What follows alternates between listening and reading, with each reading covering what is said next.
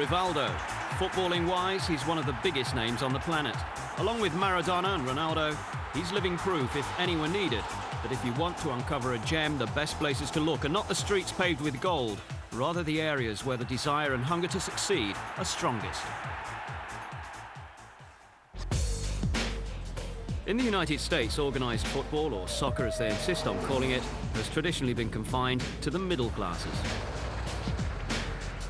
But not so in Houston, where 6 years ago the world's most popular game became a reality for the inner city youth.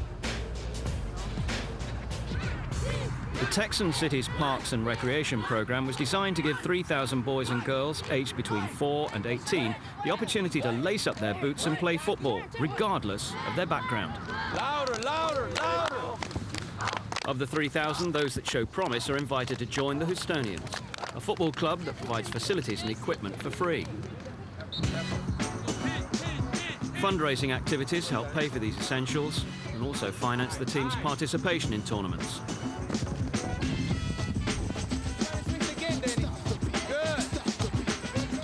Elsewhere in the US, parents are forking out as much as $3,000 a season, a figure the club's coach knows would price these kids out of the game. Without this program, without this project, none of these kids would have probably ever had an opportunity to be part of the system, be part of the loop. You know, to play soccer in this country, it's very expensive.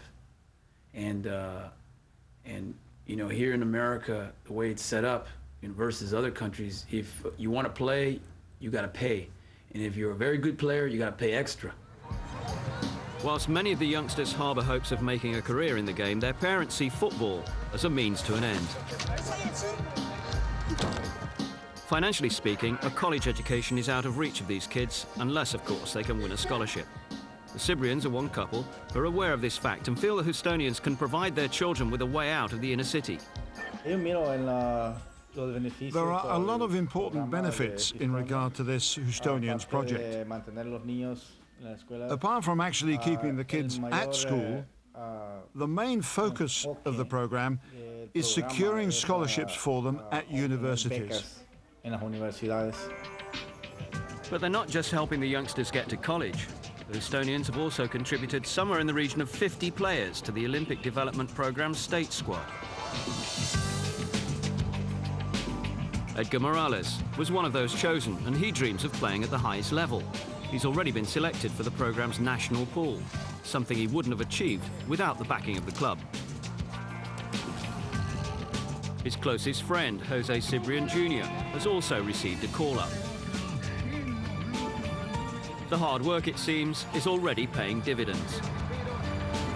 It gives me something to do after school, and not in the streets, doing bad things, like drugs, and meeting new people around the city in Houston, learning new things that happen, new friends too. All of them are flat. Football is now the fastest growing youth sport in America, although basketball, baseball, gridiron and hockey continue to dominate.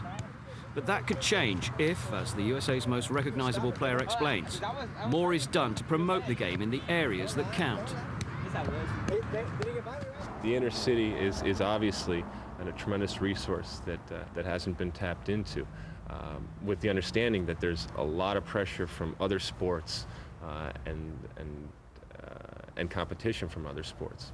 So the most important thing is to expose as many people to the game. And then, if people like it, they're going to play it. 1, 2, 3, Houstonians! Launched as a national model, the Houstonians initiative has already uncovered a wealth of talent in one inner city.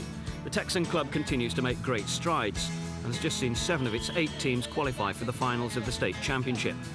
2 years ago, the under-12s even defeated Manchester United on their way to finishing second at the Dallas Cup. Sadly, this type of project has yet to be copied anywhere else in the USA. If it were, their ambition of winning the Men's World Cup in 2010 would no longer seem as far-fetched as it does today. Surely it's time for other cities to wake up and smell the coffee. There's a lot of talent out there, and these kids need an opportunity. And right now there isn't enough opportunities for them. And I believe that also, in the bigger picture, besides that, is that by bringing the best of both worlds, you know, the suburbia soccer player and the inner city soccer player, bringing both those players together, eventually that's going to help us win a World Cup. See you. The Houstonians giving inner city youth a chance to shine.